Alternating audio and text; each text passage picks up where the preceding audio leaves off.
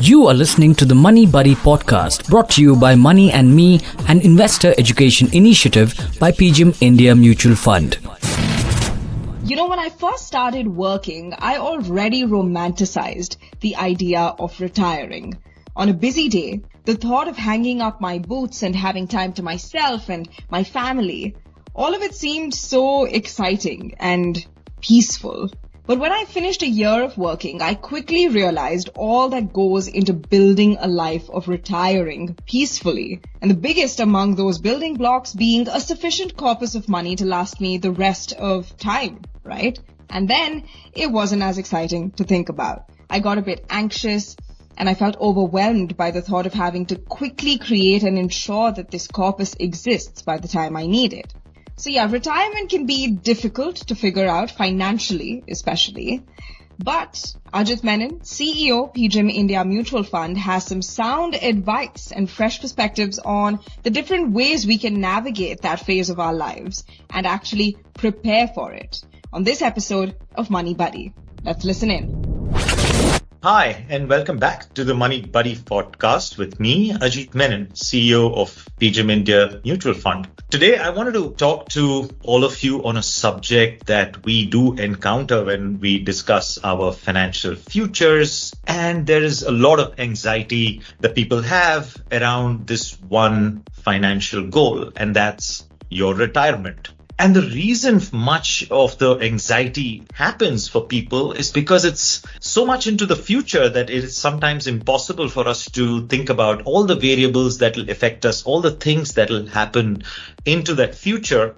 And therefore, planning for something like that becomes something ridden with anxiety, I would say. And a lot of research actually shows that we at PGIM India, we do India Retirement Readiness Survey. We've done one in 2019. We've done one also the last year, which we will probably give out a report of maybe a couple of months out this year.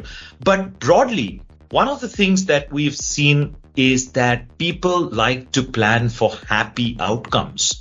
And retirement for a lot of people is not a very happy outcome. And I'm not talking about professionals like doctors and lawyers who believe that they're not going to retire anytime soon. They can use their practice. They can be in the practice for as long as they wish. But mostly for a lot of people who are working and in corporate life, this is definitely a topic that gives some anxiety in terms of how to plan around retirement. So that's the topic that I'm going to speak to you on. And let me give you a couple of my thoughts straight off. The first thing is that retirement is the only financial goal for which you don't get a conventional loan. Just think about it. You can get a loan for your children's education. You can get a loan for buying a house or buying a car, personal loans if you're looking at going abroad or starting a business. But for retirement, there's no conventional loan. You've got to make up the corpus yourself. So that is one of the very important reasons why we must all be focused on planning for our retirement. Because if there is any gap in that goal, you cannot fill that with a loan. And gaps in every other financial goal can be filled in with a loan. Now, I did tell you that in the research and surveys that we have done, one important aspect that comes out is people like to plan for happy outcomes, financially speaking. And for a lot of people, especially in service, retirement is not a great happy outcome because the image that it conjures up is of relatives who have hung up their boots and are having some sort of health issue or the other. And the whole picture is not so good. Now, a few things that stand out to me that comes from the research that we've been doing on the subject and the reading that we have on the subject across the world is, like I mentioned, the first thing is you've got to frame this as a happy outcome to start with. The second aspect of this is that a lot of people start putting money away for retirement only when they get the surpluses where they believe that all other financial goals are taken care of. Okay, I've got some more surplus. Let me start putting that towards retirement. So it becomes like a fourth and fifth priority, and only when you have a surplus.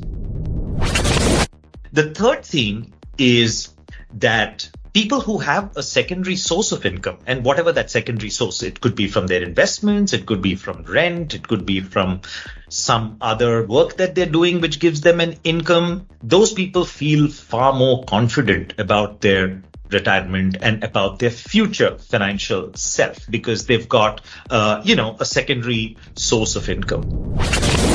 And the last thing that came up in our survey is that people who come from large families, large joint families, or even large circles of family and friends feel less anxious about their financial futures and financial goals like retirement because sometimes you get the sense that, somebody's got my back. So when you put all of these together, you've got, it's not a very happy outcome. That seems to be one hurdle to cross. 2, how do I get a secondary source of income? Where do I get the surpluses from and how do I prioritize that? And what else can I do to really reduce my anxiety related to this long-term financial goal called retirement?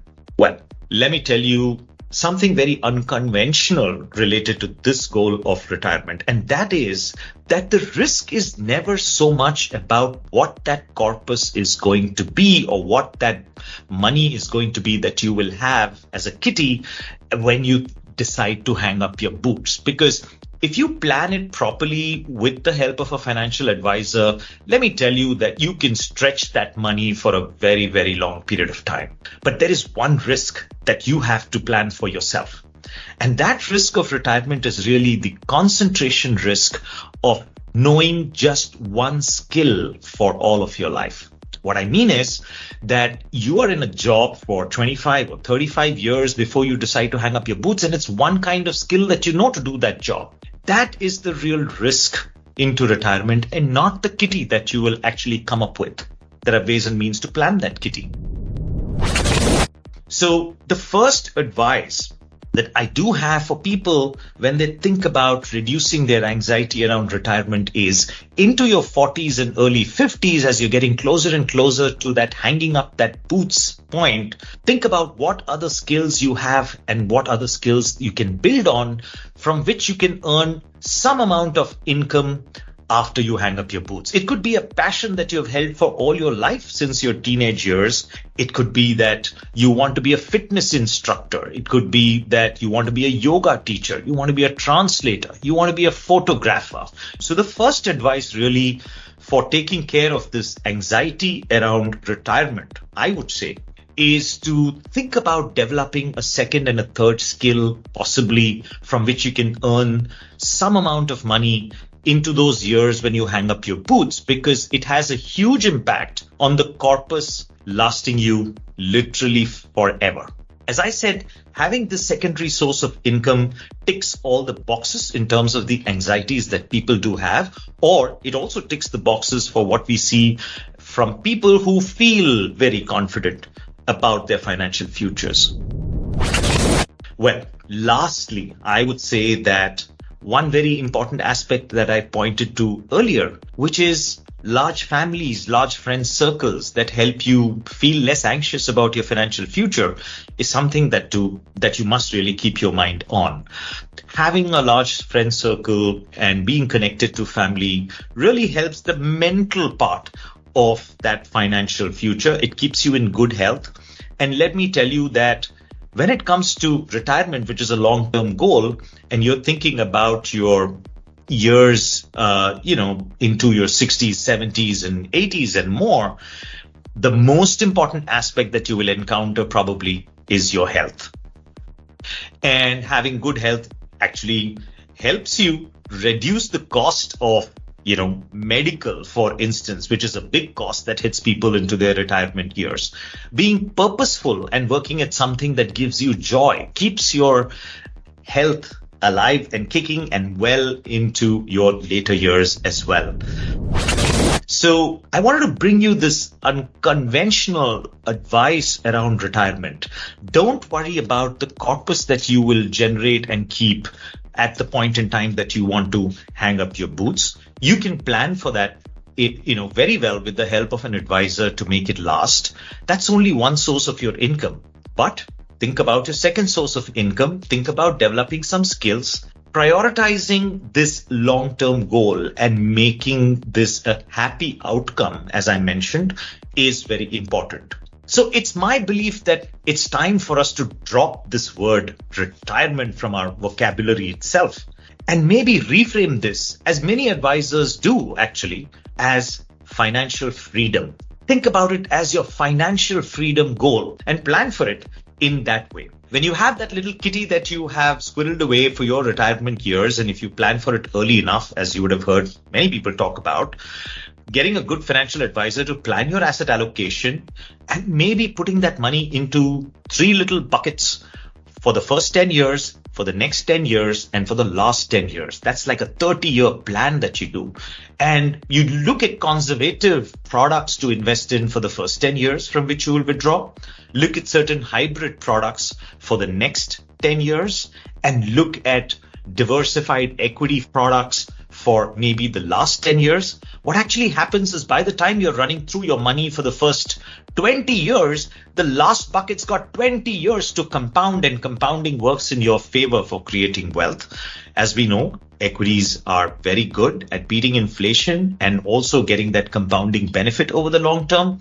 So your third bucket that you've put into maybe good diversified funds have 20 years to compound, and it'll keep your corpus healthy and alive and well.